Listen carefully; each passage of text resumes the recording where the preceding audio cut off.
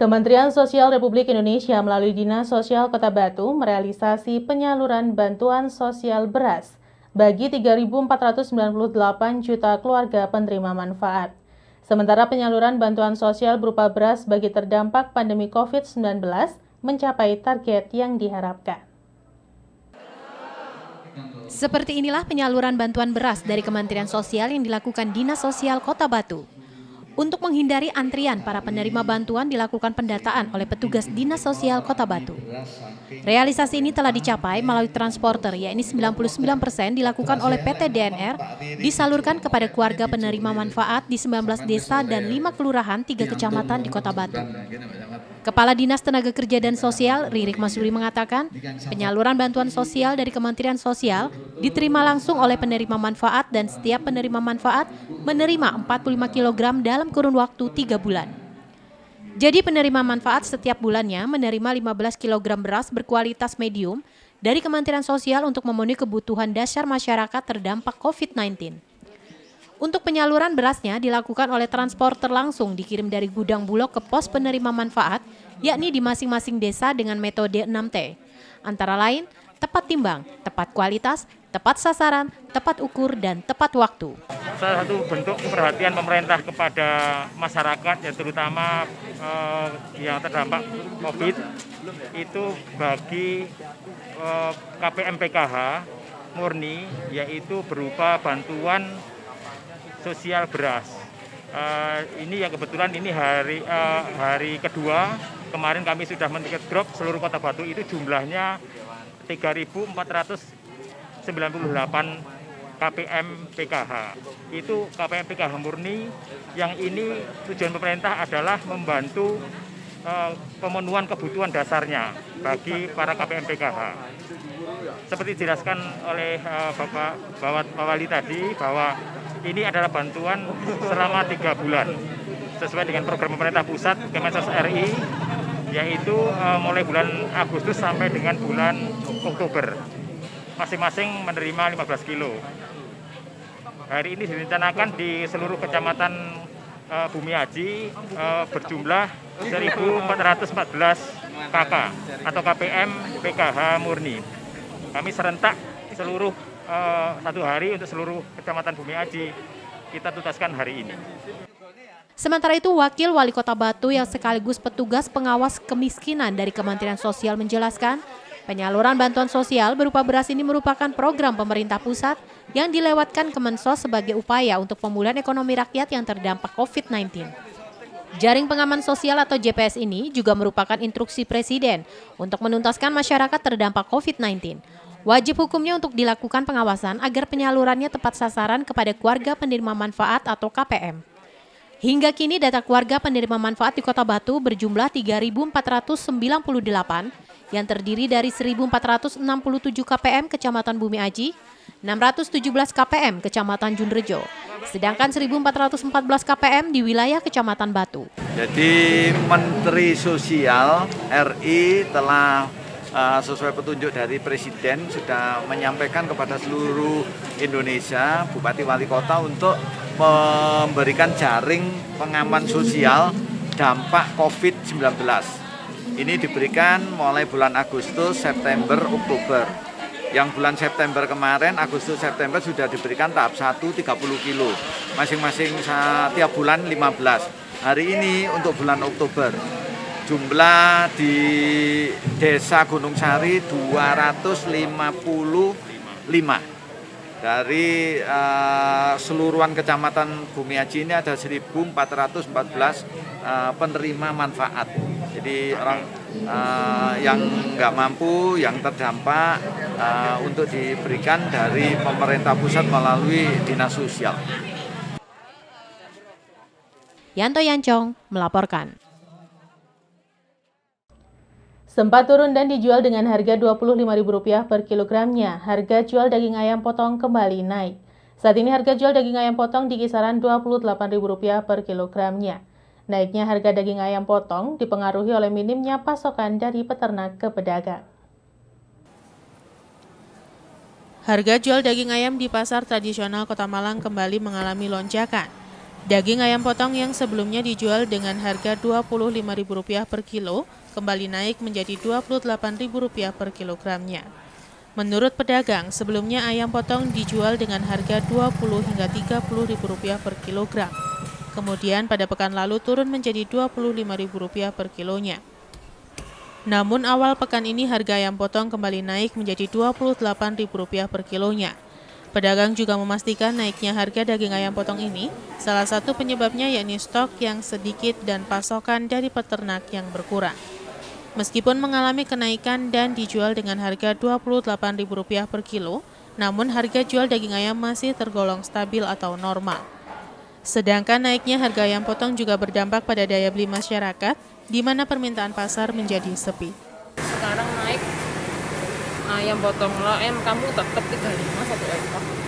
Berapa? Kalau satu ekor 35. Kalau ayam potong naik sekarang 28. Sebelumnya 25, 26. Yang panen itu sekarang sudah berkurang. Terus ada banyak banyak yang nggak nanem. Soalnya kan kemarin kan turunnya banyak. Jadi tetap naik pada rugi semua. Sipan Alfredo melaporkan. Menjelang penghujan, harga beberapa komoditi sayuran mengalami kenaikan kembali. Kondisi ini disyukuri para petani karena harga jual bisa membantu menutupi biaya pengeluaran atau modal yang dalam beberapa bulan terakhir sering tidak kembali. Kondisi harga sayuran sampai saat ini masih belum menggembirakan sepenuhnya bagi para petani karena sebagian besar komoditi masih belum berada di harga normal walaupun ada beberapa yang mengalami kenaikan yang berarti.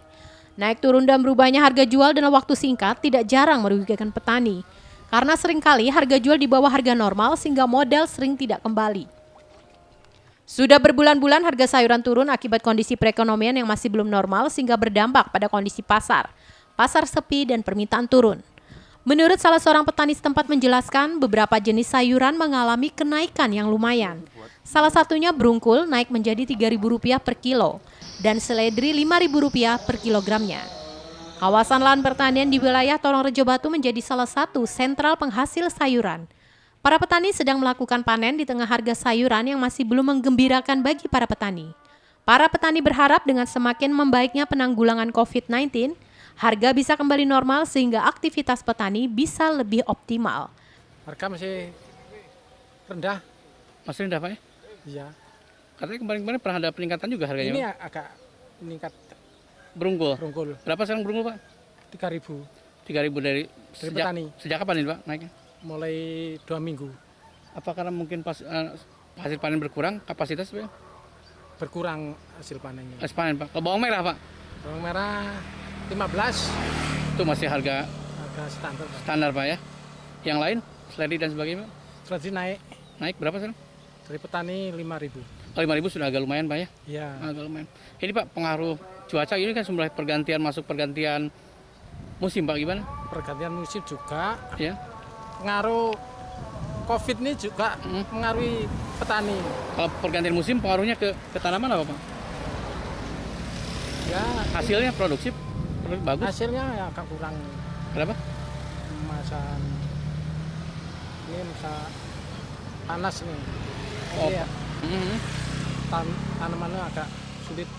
Agak sulit Pak ya. Berarti kalau agak sulit hasil panen juga mungkin berkurang Pak ya. Berkurang. Makanya otomatis harga. Agak. Pak kalau musim hujan gimana Pak untuk produktivitas hasil pertanian Pak? Ini kalau musim hujan Ya. perkiraan saya ya agak naik gitu. Apanya itu Pak? Seperti tomat, Harganya? kol, barang ini. Karena juga banyak kerusakan juga mungkin Pak ya. Ya. Iwan Hikmawan melaporkan. Terima kasih Anda masih bersama kami dalam Info 7 Malang Raya. Pemerintah Kota Malang menggelar pameran batik dan produk unggulan khas Malangan.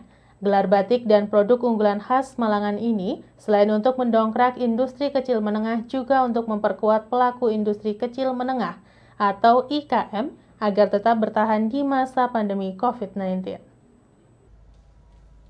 Gelaran batik dan produk unggulan khas Malangan yang diselenggarakan oleh pemerintah Kota Malang bekerja sama dengan Dewan Kerajinan Nasional Daerah atau Dekranasda Kota Malang berlangsung di Gedung Kartini, Kota Malang. Gelaran batik dan produk unggulan khas Malangan diikuti oleh puluhan pelaku industri kecil menengah atau IKM di Kota Malang. Wali Kota Malang membuka gelaran batik dan produk unggulan ini. Dalam sambutannya mengatakan, gelaran batik dan produk ini merupakan salah satu upaya pendampingan IKM di Kota Malang. Untuk itu, IKM harus bangkit dan Pemkot akan membantu memasarkan produk IKM melalui marketplace. Sementara pada pameran batik dan produk unggulan khas Malangan ini, juga ditampilkan fashion show dengan berbusana batik yang diperagakan oleh para lurah dan camat se-Kota Malang, di mana peragaan busana batik ini untuk mengeksplor batik khas Malangan. Ketua Dekran Nasda Kota Malang Widayati Sutiaji mengatakan, kegiatan ini untuk memeriahkan Hari Ulang Tahun Provinsi Jawa Timur ke-75.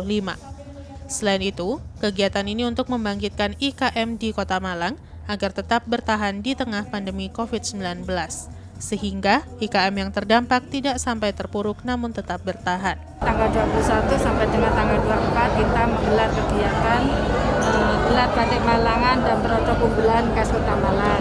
Jadi ada bazar di depan. Nah yang di dalam ini memang kita acarakan awal mula Pak Wali itu menghendaki bagaimana IKM di Kota Malang itu jangan sampai terpuruk. Berdampak boleh tapi tidak boleh terpuruk. Nah, alhamdulillah akhirnya terjadilah kolaborasi antara Dekran Nasda dengan pemerintahan. Jadi pemerintah yang mempunyai wilayah kelurahan Pak Camatnya, kalau yang kita bagaimana IKM kita tetap terus bisa bangkit. IKM kita kolaborasikan dengan penjahit desainer dan dengan Pak Lurahnya. Hari ini akhirnya terjadilah pagelaran yang fashion show untuk mengangkat batik Malangan. Ini semua diharapkan yang ditampilkan adalah batik Malangan. Tidak harus orang Malang yang membuat batik, siapapun yang membuat batik, tapi harus kita tampilkan batik Malangan. Kita tahu Malangan kaya dengan heritage, ini tadi yang tampil juga banyak seperti topeng, terus tugu, bunga, terate, itu yang banyak. Alhamdulillah, saya menganggap kegiatan hari ini itu sukses karena kita rencanakan sebetulnya rapat kita sampaikan kepada Pak Lurah, Pak Camat itu tidak sampai 1 bulan ya, hanya 2 mingguan ya, hanya 2 minggu, tapi ternyata ibu-ibu semua sudah bisa memakai menampilkan karya baju yang sudah jadi dari batik Malangan. Dan alhamdulillah Kota Malang walaupun pandemi COVID-19 tidak begitu berdampak, terbukti kemarin kita mendapatkan apresiasi ya. Jadi ekonomi Kota Malang anomali, itu yang membanggakan kita semua. Oleh karena itu Pak Wali terus ingin mengembangkan supaya IKM kita itu jangan lupur dengan adanya pandemi. Hari ini kita buat bazar, ini adalah bentuk pemasaran kita, publis kita terhadap produk-produk dari IKM Kota Malang. Sementara salah satu pelaku industri kecil menengah yang ikut dalam pameran batik dan produk unggulan khas Malangan mengatakan, selama masa pandemi COVID-19, usahanya mengalami penurunan yang cukup signifikan. Namun dengan adanya pameran tersebut, usahanya perlahan mulai bangkit. Gelaran batik dan produk unggulan khas Malangan akan berlangsung selama 4 hari, yakni mulai tanggal 21 Oktober hingga tanggal 24 Oktober mendatang. Sebagai UMKM, memang selama pandemi ini pendapatan kami sebagai pengrajin juga sangat turun jauh sekali, hampir 50-75%. Tetapi dengan adanya pameran seperti ini, kami positif bahwa pameran ini bisa pertama lebih memperkenalkan produk kami, kedua juga lebih banyak ada ya di Malang ini ada batik, ada produk-produk unggulan, akhirnya bisa mengangkat terutama dari pendapatan UMKM seperti itu. Simon Alfredo melaporkan. Peringatan Hari Santri Nasional berbeda dengan tahun sebelumnya. Peringatan Hari Santri di tengah pandemi COVID-19 di Kota Batu diperingati secara sederhana lewat upacara. Tak ada acara khusus maupun arak-arakan santri. Tahun ini di momen peringatan Hari Santri, Wali Kota mengajak santri untuk saling peduli dan menjaga kesehatan agar terbebas dari COVID-19. Peringatan Hari Santri Nasional ke-6 yang jatuh tanggal 22 Oktober dilaksanakan dengan menggelar apel bersama di alun-alun Kota Batu. Apel bersama peringatan Hari Santri Nasional ini dipimpin langsung oleh Wali Kota Batu Dewanti Rumpoko dan diikuti ratusan santri dari pondok pesantren yang ada di Kota Batu dan Banser. Hadir dalam peringatan Hari Santri Nasional antara lain Wakil Wali Kota Batu, Kapolres Batu, Kepala Kejaksaan, Kodim 0818 Malang Batu, serta para kiai dan Ketua PCNU Kota Batu. Mengangkat tema Santri Sehat Indonesia Kuat, peringatan Hari Santri Nasional ke-6 di Kota Batu diperingati secara sederhana lewat upacara peringatan digelar dengan tetap menerapkan protokol kesehatan 3M. Dalam kesempatan ini, Wali Kota Batu membacakan sambutan Menteri Agama yang menyebutkan bahwa tahun ini isu kesehatan sengaja diangkat karena bangsa Indonesia dan juga negara lain secara global mengalami musibah pandemi COVID-19. Dengan mengangkat tema Santri Sehat Indonesia Kuat, Menteri Agama mengajak agar santri dan pondok pesantren senantiasa menerapkan protokol kesehatan 3M, memakai masker, mencuci tangan, dan menjaga jarak agar sehat dan terbebas dari pandemi COVID. Apel peringatan Hari Santri berjalan hikmat dan lancar dengan diikuti perwakilan santri dari beberapa pondok pesantren di Kota Batu. Ikrar santri dan juga pembacaan resolusi jihad oleh Ketua PCNU Kota Batu. Menandai tercetusnya sejarah peringatan Hari Santri oleh Presiden Indonesia. Dewanti Rumpoko mengajak seluruh pihak terutama pihak pesantren dan santri untuk menjaga kesehatan. Meski cukup berat namun dengan dukungan semua pihak maka Santri Sehat Indonesia Kuat bisa diwujudkan. Usai apel peringatan Wali Kota Batu bersama Porkopimda, Wakil Wali Kota Batu, Kapolres, Pabung dan Ketua DPRD Kota Batu secara bergantian menyerahkan penghargaan kepada santri dan juga pondok pesantren yang meraih juara dalam Lomba Musabaqoh Tilawatil Kutub atau pembacaan kitab kuning yang digelar oleh Kantor Kemenak Kota Batu bersama Kantor Kesra Kota Batu. Serta kontribusi pesantren tangguh dalam turut terlibat penanganan COVID-19 di lingkungan pondok pesantren. Kehidupan santri, budaya santri itu kan sangat akrab.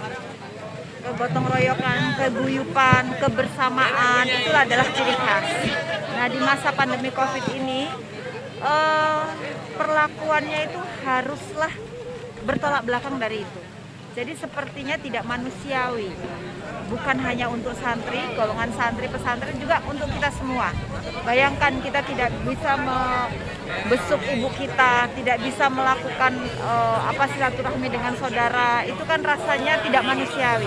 Tapi ternyata itulah yang harus kita lakukan. Ini adalah ujian dari Allah Subhanahu Wa Taala yang insya Allah pesantren, santrilah yang harus bisa memulai dan kemudian menjadi contoh.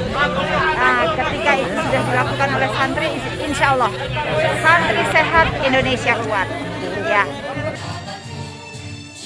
Yanto Yancong melaporkan.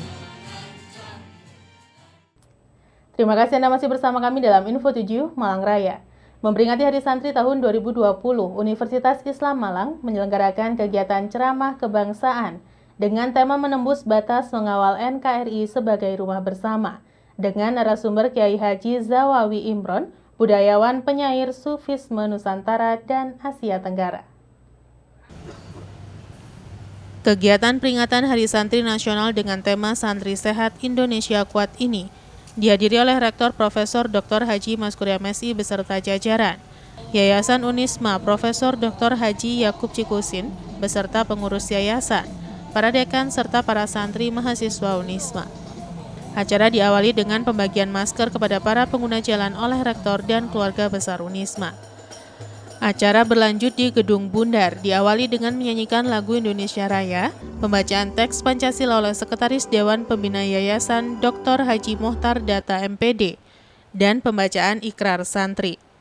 Acara dilanjutkan dengan pembacaan resolusi jihad oleh Sekretaris Pengurus Yayasan Unisma Dr. Mustangin MPD, dan dilanjutkan dengan penampilan para santri pesantren Ainul Yakin dalam membaca kitab kuning dan membaca Al-Quran. Pada kesempatan tersebut juga disampaikan sambutan Ketua Dewan Pengurus Yayasan Profesor Dr. Yakub Cikusin yang memberikan apresiasi kepada Rektor dan yang telah menyelenggarakan kegiatan peringatan Hari Santri Nasional, serta dilanjutkan dengan pidato Rektor dan peluncuran buku tentang Kiai Haji Usman Mansur, Profesor Dr. Kiai Haji Muhammad Tolha Hasan, dan Unisma sebagai pelopor kampus anti radikalisme. Acara diakhiri dengan ceramah kebangsaan oleh Kiai Haji Zawawi Imron dengan tema menembus batas mengawal NKRI sebagai rumah bersama. Untuk memperingati Hari Santri, pada tahun ini kita pertama bagi-bagi masker, dan ini menjadi bagian dari mengedukasi warga yang lewat di depan kampus Universitas Islam Malang. Nanti kita temui banyak yang tidak pakai masker, yang langsung kita sematkan dengan pakai masker. Ini supaya nanti ini menjadi bagian dari rasa solidaritas Unisma pada masyarakat. Yang kedua, nanti kita akan melakukan orasi ilmiah atau orasi kebangsaan tentang dari santri ini, gitu ya. Dan sekaligus juga kegiatan-kegiatan keagamaan kita akan lakukan. Iwan Hikmawan melaporkan.